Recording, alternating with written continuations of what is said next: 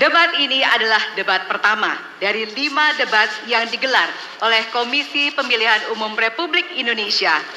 Saya Valerina Daniel. Ya, dan saya Ardianto Wijaya. Malam hari ini kami berdua diberikan amanah oleh Komisi Pemilihan Umum Republik Indonesia untuk memimpin atau menjadi moderator dalam debat pertama Capres 2024. Ya. Malam ini para calon presiden akan saling bertanya, beradu argumentasi terkait 6 subtema, yaitu pemerintahan, hukum, hak asasi manusia, pemberantasan korupsi, penguatan demokrasi, peningkatan pelayanan publik, penanganan disinformasi, dan kerukunan warga.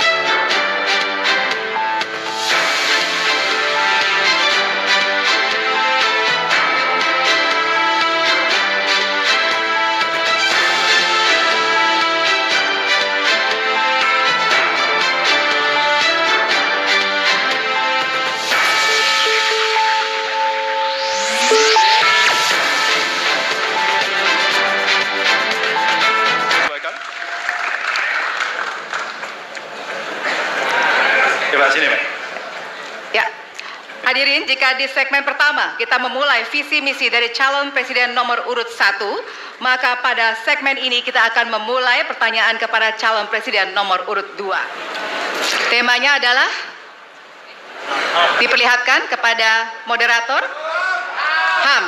Baik, kita catat beberapa tahun terakhir tren kekerasan meningkat di Papua. Sementara masalah keadilan dan HAM masih belum terselesaikan sehingga konflik terus berlanjut. Pertanyaannya, apa strategi yang Anda akan siapkan untuk menyelesaikan masalah HAM dan konflik di Papua secara komprehensif? Waktu menjawab 2 menit dimulai dari sekarang.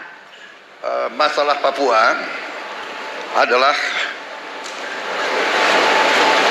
rumit karena di situ terjadi suatu gerakan separatisme, dan gerakan separatisme ini kita sudah ikuti cukup lama. Kita melihat ada campur tangan asing di situ, dan kita melihat bahwa kekuatan-kekuatan tertentu selalu ingin Indonesia disintegrasi dan pecah. Untuk itu memang masalah hak asasi manusia itu menjadi sesuatu yang harus kita utamakan, dan diantaranya juga kita harus lindungi seluruh rakyat Papua, karena di situ kelompok teroris sekarang itu menyerang orang-orang Papua sendiri, rakyat yang tidak berdosa, perempuan, orang tua, anak kecil yang tidak bersenjata diteror oleh kelompok teroris separatis ini. Jadi rencana saya pertama adalah tentunya menegakkan hukum, memperkuat aparat-aparat di situ, dan juga mempercepat pembangunan ekonomi. Dan Presiden Joko Widodo adalah presiden di Republik Indonesia yang paling banyak ke Papua, Kalau tidak salah sampai hari ini beliau sudah lebih dari 19 kali ke Papua. Dan peningkatan pertumbuhan ekonomi di bawah pemerintah Pak Jokowi yang paling pesat, yang paling tinggi selama sejarah Republik Indonesia. Jadi yang saya katakan, saya akan lanjutkan, kita harus membawa kemajuan ekonomi, sosial, services yang terbaik untuk rakyat Papua, melindungi rakyat Papua dari keganasan para separatis dan teroris, dan menjamin penegakan hak asasi manusia. Terima kasih. Baik. Dan selanjutnya, ya, hadirin harap tenang, ya. Kita lanjutkan. Baik, kami persilakan kepada calon presiden nomor urut 3 untuk menanggapi jawaban dari calon presiden nomor urut 2. Waktu Anda 1 menit, Bapak, dimulai dari sekarang. Terima kasih, tapi menurut saya rasanya tidak cukup, Pak Prabowo. Karena dialog menurut saya menjadi sesuatu yang penting agar seluruh kekuatan yang ada di sana, seluruh kelompok yang ada di sana bisa duduk bersama untuk menyelesaikan itu. Itu menurut saya roots masalahnya. Pertanyaan saya simpel saja. Apakah Bapak setuju dengan model dialog yang saya tawarkan itu? Terima kasih. Saya setuju. Terima kasih. Baik, Jadi Bapak Prabowo, saya mau kita tahan jawab dulu. Saya mau karena jawab. Waktunya Bapak merespon nanti setelah mendengarkan jawaban ataupun tanggapan dari paslon nomor 1 atau. Terima kasih atas pengertiannya. Harap tenang, harap tenang, harap tenang hadirin, kita akan lanjutkan. Baik, selanjutnya kita akan lanjutkan dengan mempersilakan calon presiden nomor urut 1 untuk menanggapi jawaban calon presiden nomor urut 2. Waktunya 1 menit dari sekarang. Masalahnya bukan kekerasan. Karena ketika bicara kekerasan di Jakarta aja ada 3 pandangan. Ada yang menganggap ini terorisme, ada yang menganggap ini separatisme, ada yang menganggap ini kriminal. Di kita aja di Jakarta ada perbedaan pandangan. Apa masalah utamanya? Masalah utamanya adalah tiadanya keadilan di tanah Papua. Itu masalah utama. Oke? Jadi tujuannya bukan semata-mata tentang mentiadakan kekerasan. Karena damai itu bukan tiada kekerasan, damai itu ada keadilan. Itu prinsip utamanya. Nah, jadi caranya bagaimana? 1, atas semua peristiwa pelanggaran HAM yang terjadi dilakukan tindakan penyelesaian hingga tuntas. Oke? Yang kedua, mencegah terjadinya pengulangan dengan memastikan semua yang bekerja di Papua memahami bahwa yang harus dihadirkan bukan tidak ada kekerasan tapi keadilan. Yang ketiga, melakukan dialog dengan semua secara kopartisipatif. Terima kasih. Baik, terima kasih. Terima kasih. Dan selanjutnya kami persilakan kembali kepada calon presiden nomor urut 2 untuk merespon tanggapan dari kedua calon presiden lainnya, dan waktu Anda 1 menit Bapak, dimulai dari sekarang. Benar, saya sangat setuju. Kita harus ada pendekatan dialog. Benar, ya. Dan saya juga setuju. Harus. Tunggu dulu, aku mau jawab.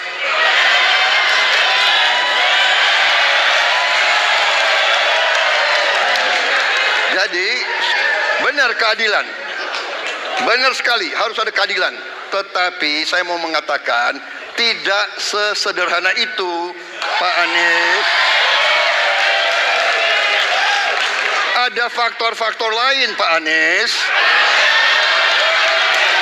Ada faktor geopolitik, ada faktor ideologi. Inilah yang masalahnya tidak gampang, ya. Tetapi saya pendapat kita harus tegakkan keadilan. Kita harus dialog. Ini masalah bangsa. Ini harus kita, semua kekuatan harus kita rangkul. Baik, waktu habis Bapak. Waktu habis Bapak. Terima kasih. Hadirin moderator dan hadirin pemerintahan Dan peningkatan pelayanan publik. Indeks pelayanan publik di Indonesia stagnan. Sementara Undang-Undang Pelayanan Publik menghendaki persamaan pelakuan dan memperhatikan kepentingan khusus kelompok rentan, perempuan, anak, dan disabilitas. Pertanyaannya, apa program strategis Anda untuk meningkatkan kualitas pelayanan publik yang berkeadilan? Waktu 2 menit dimulai dari sekarang. Kebetulan saya punya pengalaman 10 tahun menangani soal ini. Mengajak mereka berpartisipasi sejak awal. 1, menghadirkan dalam setiap musrenbang kelompok perempuan, penyandang disabilitas, anak-anak, kelompok rentan yang lain termasuk orang tua. Kenapa? Agar pengambil keputusan mereka aware, mereka peduli apa yang mereka rasakan. Kesetaraan dalam perencanaan pembangunan itulah yang kita harapkan bisa merepresentasikan apa yang mereka harapkan. Sehingga fisiknya kalau bangun mereka paham mana yang akan menggunakan, sehingga tidak ada lagi protes pada soal itu. Kedua, dari sisi aparaturnya mesti ada kontrol publik. Maka kalau saya membuat, pengalaman kami membuat pelapor GUP sebagai satu ruang komplain publik yang pemerintah nggak boleh baperan, pemerintah harus menerima seluruh masukan dan kritikan. Inilah yang akan kita angkat menjadi government super apps, sehingga ketika itu tidak berjalan, pemerintah tertinggilah yang harus kemudian mengambil alih itu, sehingga pelayanan akan bisa jauh lebih baik, sehingga kelompok-kelompok ini harus mendapatkan afirmasi. Pak Ganjar, masih ada waktu? Cukup. Baik. Cukup. Baik, terima kasih. Ya, dan kami persilakan kepada calon presiden nomor urut 1 untuk menanggapi jawaban dari calon presiden nomor urut 3. Waktu Anda 1 menit dimulai dari sekarang, Pak. Prioritaskan pada pelayanan mereka yang rentan. 1, penyandang disabilitas. 2, perempuan, terutama ibu hamil. 3, anak-anak dan lansia. Itu prioritas. Kemudian pelayanannya. Buatkan pelayanan yang transparan dan terukur. Pelayanan pemerintah itu tidak ada yang baru. Semua yang dilayani pemerintah itu hal yang berulang. Jadi kalau disebut masalah itu pasti pernah terjadi sebelumnya. Pasti berulang. Lalu apa yang dikerjakan? Kami buat ketika dulu di Jakarta namanya Jaki. Jaki adalah sebuah super apps yang membuat setiap pelayanan ada ukurannya. Contoh, bila lapor pohon tumbang, maka kami memberikan arahan kepada jajaran berapa jam harus beres. Ketika dikatakan ada laporan tentang peristiwa X, maka berapa waktunya harus beres. Semua ukuran pelayanan dibuat transparan. Lalu publik yang melapor tahu persis, saya lapor kapan, harus selesai kapan. Dengan begitu standarisasi akan bisa terjadi. Terima kasih. Baik. Terima kasih atas tanggapannya. Silahkan kepada calon presiden nomor urut 2 untuk menanggapi jawaban calon presiden nomor urut 3. Waktunya 1 menit dari sekarang. Menurut pandangan saya, kelompok rentan itu juga termasuk para petani dan nelayan. Dan yang saya dapat setelah saya keliling, khususnya di Jawa Tengah, Pak Ganjar, petani-petani di situ sangat sulit dapat pupuk. Dan mereka mengeluh dengan kartu tani yang Bapak luncurkan, ini mempersulit mereka dapat pupuk. Jadi sebetulnya mereka ingin pupuk itu pengadaannya disederhanakan. Saya kira mungkin Bapak bisa menjawab masalah itu. Terima kasih. Waktu Pak Prabowo. Cukup. Cukup. Nggak usah lama-lama. Baik. Baik, terima kasih. Dan selanjutnya kami persilakan kepada calon presiden nomor urut 3 untuk merespon tanggapan dari kedua calon presiden lainnya. Waktu Bapak 1 menit dimulai dari sekarang. Terima kasih. Jadi menggunakan teknologi yang disampaikan Mas Anies sudah betul. Rupanya kita sama pada soal itu. Tapi untuk Pak Prabowo saya harus mengingatkan, Pak, pupuk langka terjadi di Papua, Pak. Pupuk langka terjadi di Sumatera Utara, Pak. Pupuk langka terjadi di NTT, NTB, Kalimantan Timur, termasuk bensin. Mungkin Bapak sedikit agak lupa untuk saya bisa mengingatkan, karena Bapak pernah menjadi ketua HKTI. Pak, data petani kita tidak pernah beres. Maka kalau kemudian satu data petani itu bisa kita kelola, maka distribusi pupuknya harus bisa sampai dan tepat sasaran. Pada saat yang sama, kuota pupuk tidak boleh dibatasi. Maka ini yang saya telepon langsung kepada Pak Wapres saat itu. Pak Wapres, please, kasih tambahan. Kalau tidak cukup. Dan ini terjadi di seluruh Indonesia. Maka inilah mesti kita kerjakan nanti. Baik. Masih ada waktu? Mau ditambahkan, Pak? Cukup. Cukup? Cukup. Baik. Baik, terima kasih. Tema ketiga adalah penanganan disinformasi dan kerukunan warga. Sejauh ini masih banyak ditemukan kasus-kasus persekusi, kekerasan, dan diskriminasi oleh satu kelompok masyarakat terhadap kelompok lainnya. Pertanyaannya, apa kebijakan Anda untuk melindungi warga negara dan memperkuat toleransi dalam masyarakat Indonesia yang majemuk? Waktunya 2 menit dimulai dari sekarang. Setiap pelanggaran hukum tidak boleh dibiarkan tak dihukum.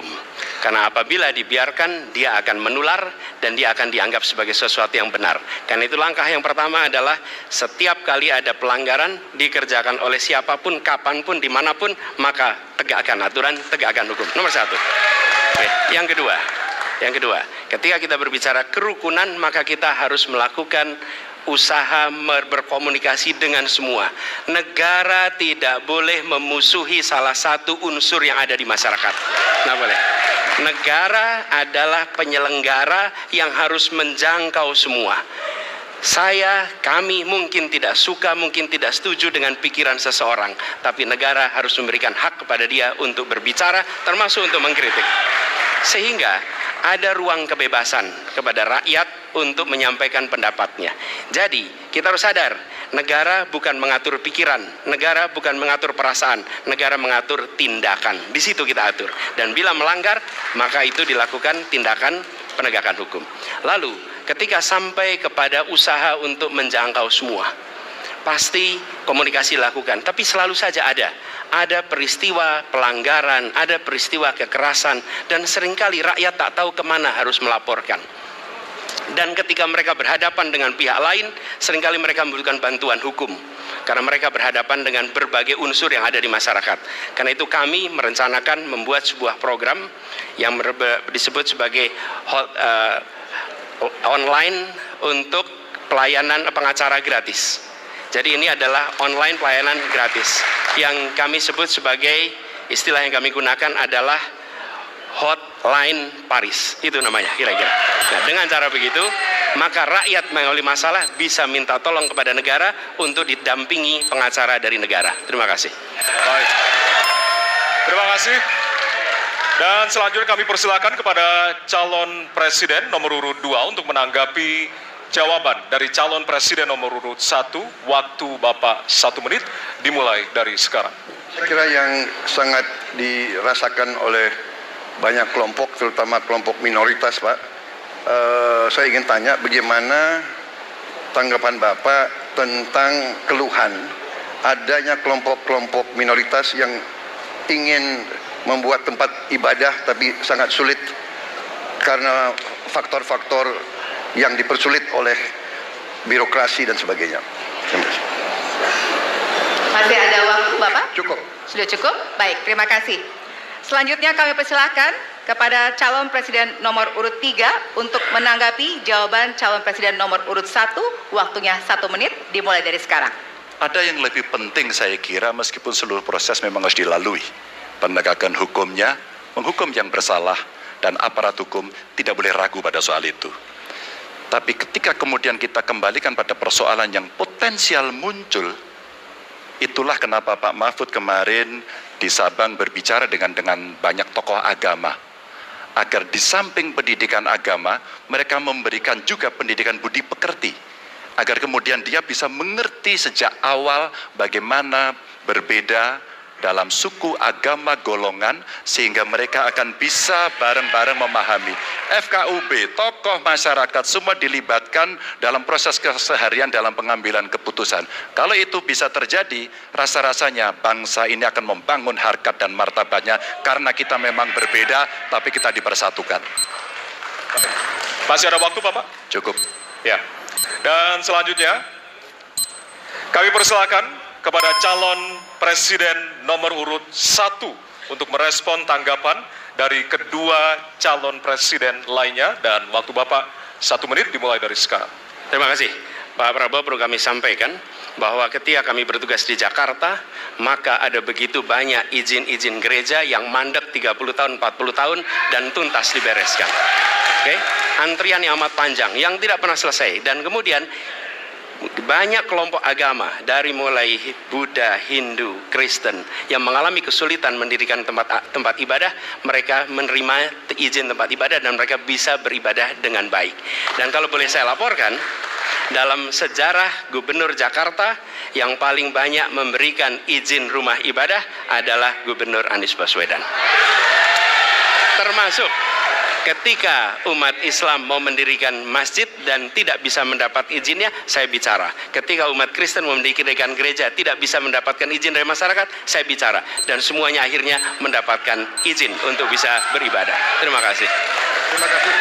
Baik, sudah cukup, Bapak? Masih ada waktu? Cukup ya? Baik, terima kasih. Kita berikan tepuk tangan buat calon presiden 2024.